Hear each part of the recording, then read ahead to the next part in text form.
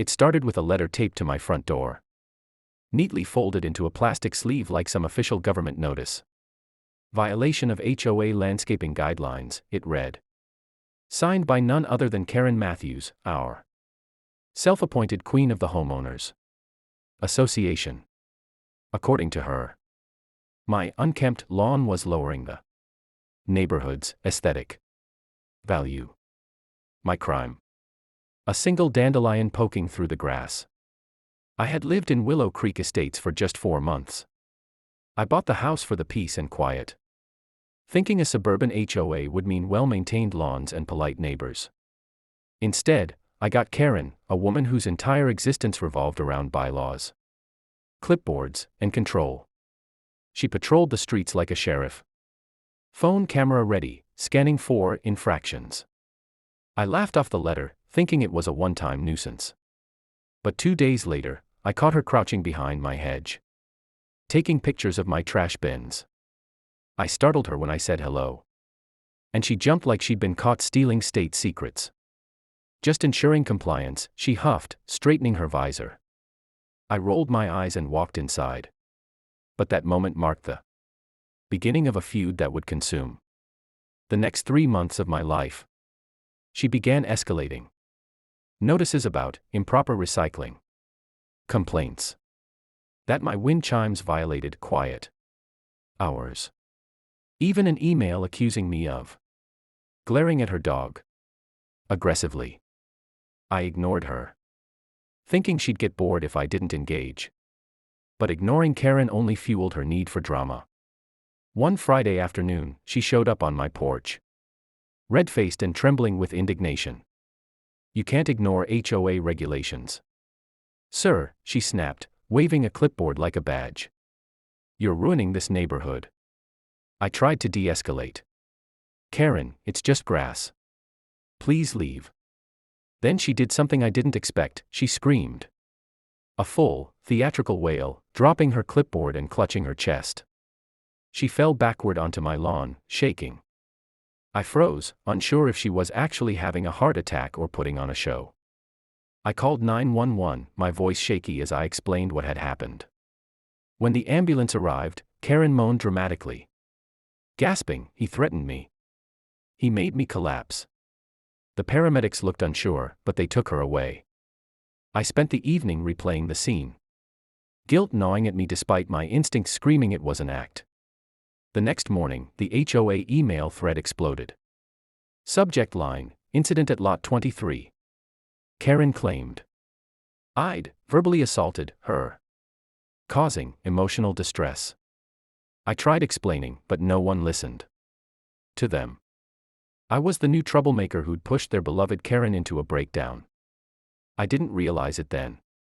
But that fake collapse was only the beginning, and Karen wasn't done yet. 2 weeks later, I received another envelope from the HOA, this one thicker, heavier, and far more sinister. Inside was a letter demanding I take financial responsibility for Karen's medical emergency. Attached was a hospital invoice totaling $4,327.89 per Section 14C of the Community Accountability Clause. It read, any resident responsible for harm to another shall bear the financial burden of associated medical costs. I stared at the number in disbelief. Over $4,000, for what? A performance worthy of an amateur soap opera. I called the HOA office immediately, demanding to speak to the president. But of course, the president was Karen herself. This is ridiculous, I said, trying to keep my voice steady. I didn't do anything to her. Her tone dripped with false sympathy. Oh, we all saw your temper, dear. Several witnesses heard you yelling. Witnesses?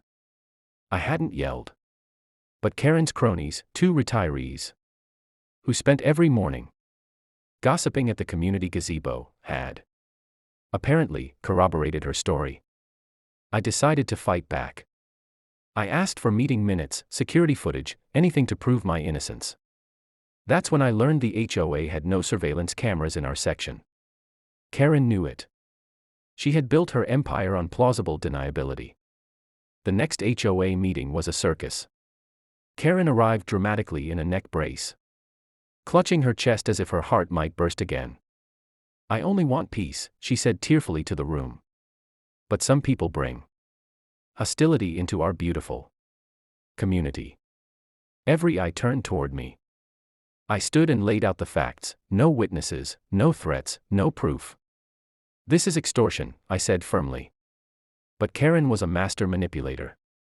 She sniffled and dabbed her eyes with a tissue, whispering, "He's intimidating me again." The room buzzed with whispers. The board voted 4-1 to uphold the financial responsibility clause. The lone dissenting vote came from a quiet man named Greg, a new resident like me, who muttered, "This doesn't feel right." I left that meeting shaking, a mix of anger and disbelief boiling in my chest. I wasn't paying a cent, but Karen had the HOA wrapped around her finger. Then, a few days later, Greg knocked on my door. "You're not crazy," he said. I saw what really happened. He handed me a USB drive. My dashcam caught everything. "You might want to see this."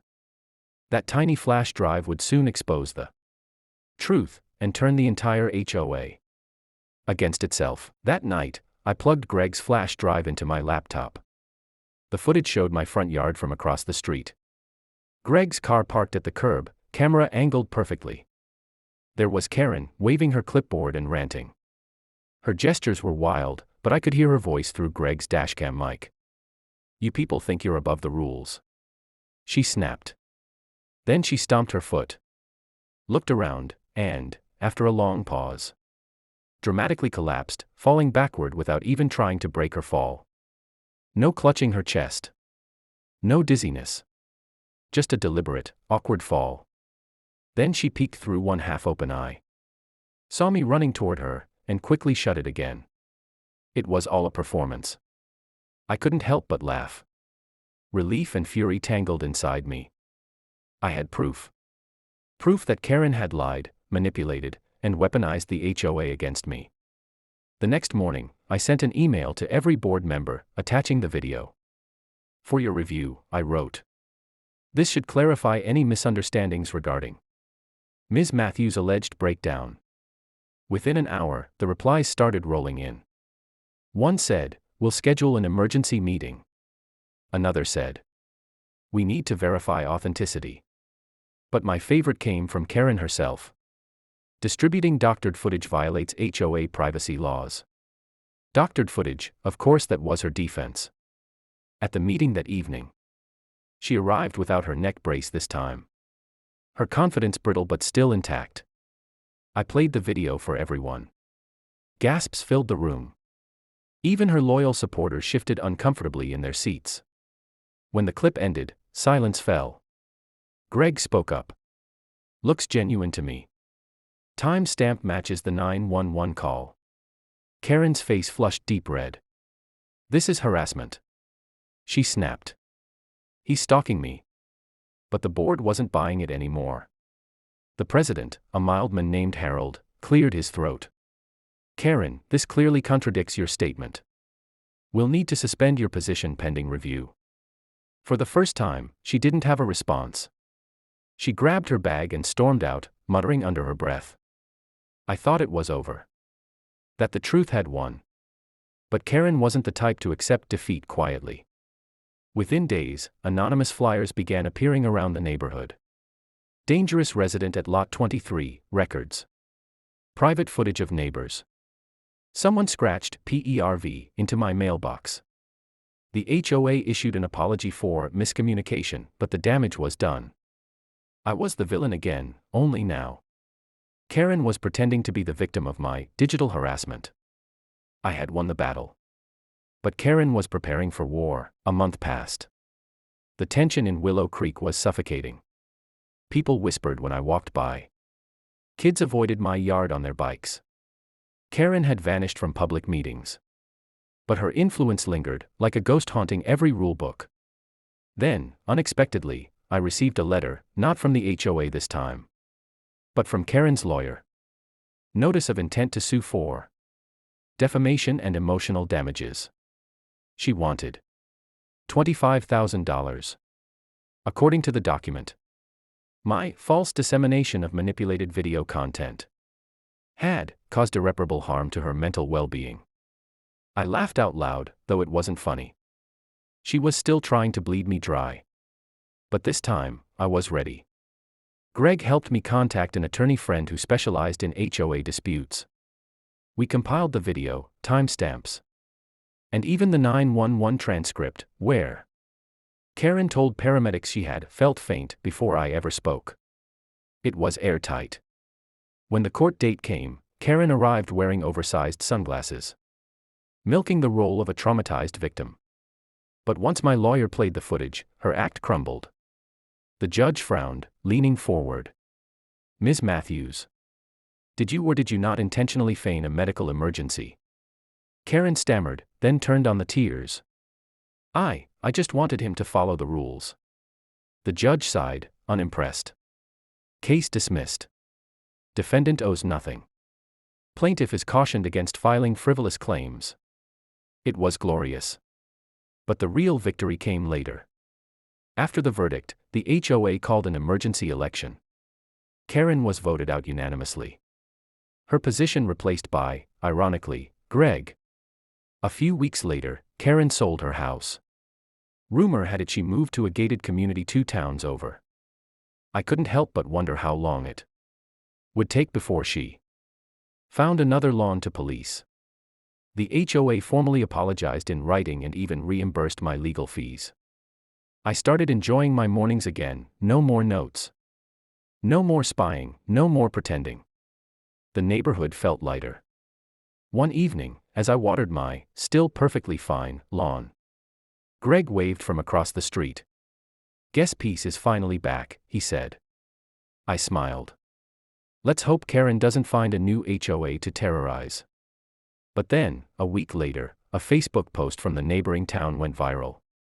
New resident demands community. Repaint mailboxes for uniformity, claims. She's helping maintain standards. The name attached. Karen Matthews.